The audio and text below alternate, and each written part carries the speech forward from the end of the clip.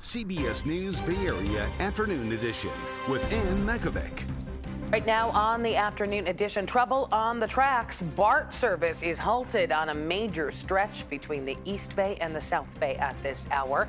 Thanks for joining us this Friday. Right now, there is no BART service between the Hayward and Berryessa stations. Officials say they suspect vandalism. It's too early to say at this point. We're so focused on making the repairs and getting our crews there. We don't have that level of detail. But again, we are concerned that this is suspected vandalism based upon the initial information that we have. So our Veronica Macias live right now at the Hayward BART station. I know you've been hearing from a lot of frustrated BART riders today. What are you hearing?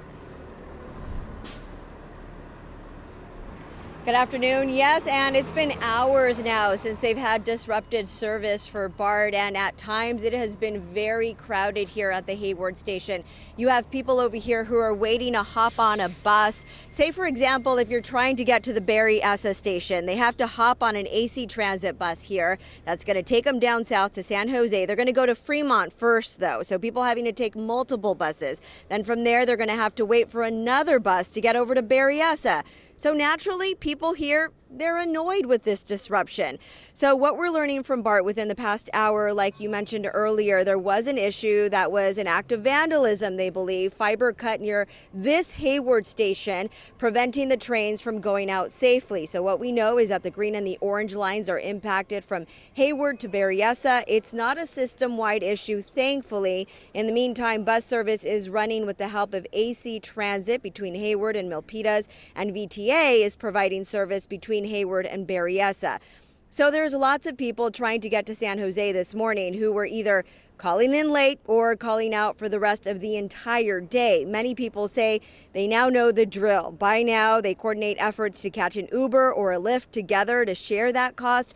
But many riders telling us this morning that working class people in the Bay Area simply deserve better.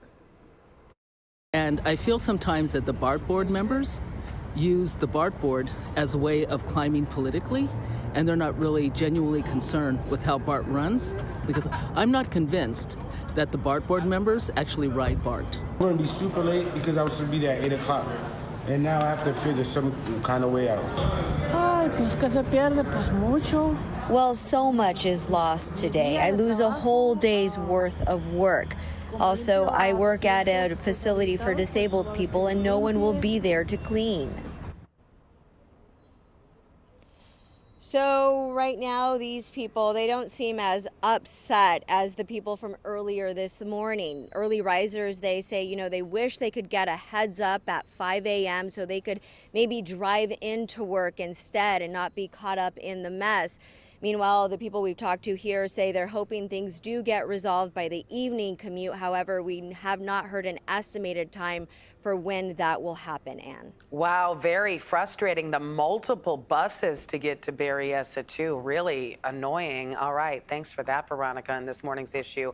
Just the latest in a string of problems for BART this year. In October, a 3-hour system-wide disruption in the Transbay Tube led to a suspension of the red and green lines and single tracking. In early September, BART saw a system-wide computer network failure during the morning commute. That major outage was triggered by overnight computer upgrades, and it shut down the entire system for hours. In August, the evening rush hour commute was interrupted by smoke in the east side of the Transbay Tube, with trains stuck inside. BART says brakes on a train overheated, but there was no active fire. And in early May, a system-wide computer and train control outage caused another complete shutdown, causing a chaotic Friday morning commute. I'll stay with KPIX for continuing coverage on the BART service outage, on air, online, and streaming on the free CBS News app.